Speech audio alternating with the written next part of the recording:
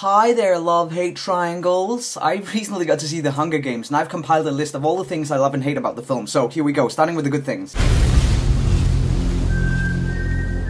Elizabeth Banks was captivating in her role. Her makeup and hair were perfect, but her screen time was just criminally short. Another actor who didn't get enough screen time was Woody Harrelson as Haymitch, who went through a really subtle, albeit cliched, character development. He started out as this bruised soldier who has seen too much violence in his time and has now resorted to drinking, but he ended up as this really intriguing, intelligent, and most of all likable politician, and I really hope that he returns in the sequel because he was one of my favorite characters. The film was just visually beautiful, especially the scenes in the Capitol were absolutely breathtaking. You were completely drawn in the moments leading up to the tournament. When Katniss was stepping into the tube that would transport her to the arena, I could feel myself trembling, and I think that was mainly because of Jennifer Lawrence and her superb acting skills. Another thing I really liked about our protagonist was her relationship to the boy Peter. It felt very dynamic and complex because suddenly she had to act like she was in love, which was incredibly interesting. The lack of violence is something that most people didn't like about the film, and generally I agree with that, and I'll get back to that later, but right now I actually want to make a counterpoint. There's this one scene when Katniss is watching some footage from previous Hunger Games, and you see a guy smashing another guy's face with a brick, except you never actually see it happening. You just see him holding a brick covered in blood, and you know what has just happened. Instead of showing all the gory details in that scene, they leave it to your imagination, which fits perfectly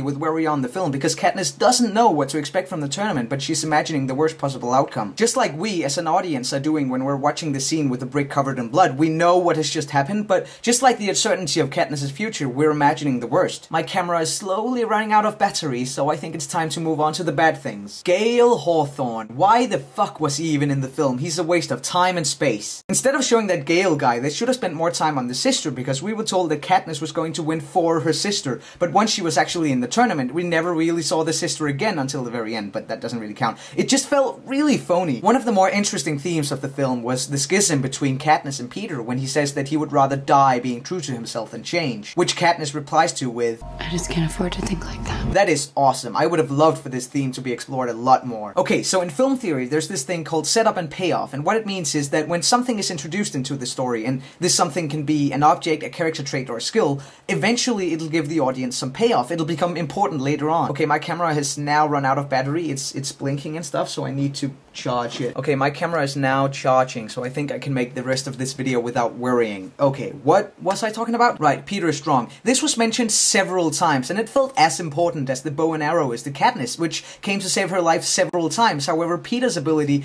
never made another appearance once the tournament actually started. It didn't matter to the story that he could lift heavy objects, so why even have it in there if you're not going to use it? That is an example of slobby screenwriting. I've talked about the lack of portrayed violence as a good thing, and I now want to say the complete opposite. Once the Hunger Games had actually started, Katniss was finally faced with the horrible violence she knew was going to happen sooner or later. So the audience should be able to experience this with her, but we weren't allowed to because of the fucking PG-13 rating. This next one is something that I think most people can agree on. It was some straight up bad camera work. Sure, a shaky camera adds to the realism of a film, but when it's done in the way that the Hunger Games did it, it just ruins the whole experience for the audience. I mean, there were some scenes where you simply couldn't tell what was going on. I think it was done to cover up a lot of the violence, but holy shit, it made me mad and seasick as well sometimes. You don't make $100 million film and then not use a Steadicam. Another thing that really annoyed me was the simple and overused concept. It didn't really bring anything new to the table. I actually found the story rather compelling, but the concept was so boring and it felt like I'd seen it so many times before. Oh, we're fascinated by violence on TV, but what if it was real? Blah, blah, blah. Shut up. The enemies in the film seemed very two-dimensional. I mean, they were textbook bad guys, essentially. Laughing when hunting and killing their enemies, killing one of their own to establish themselves as ruthless and badass, and most importantly, when given a chance to kill the protagonist, they couldn't stop talking about how evil they are, which obviously gave the protagonist an opportunity to escape. This is a cliche called Tucco's advice, and you see it in a lot of James Bond movies and stuff like that, and I absolutely hate it. The only thing that could have worked was the small speech that the main bad guy did at the very end of the film, that basically revealed that he wasn't as evil as he made himself out to be, or at least he had his reasons. However, since she actually hadn't had that much screen time, it was very difficult to feel bad for him. The last bad thing I want to talk about is the unnecessarily long death scene. I don't want to say who it is, obviously. Those of you who've seen the film will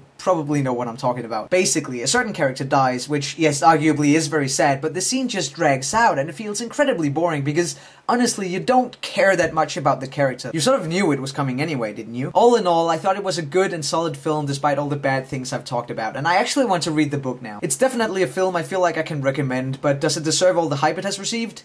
No. No, it doesn't. It has compromised too much of its most fascinating aspects in order to become more accessible, which probably is the wisest thing to do economically, but artistically I can't say that I support doing something like that. So I think that's why I'm gonna give it 6 out of 10. Some might say that that's a bit harsh, and maybe it is, but that's my opinion. And there we go, that's a review of The Hunger Games without any comparisons to Battle Royale or Twilight. And they said it couldn't be done. Well, look at me now, Mom. Look at me now. And so it was decreed that each year, the 12 districts of Panem shall offer up in tribute one young... Bye.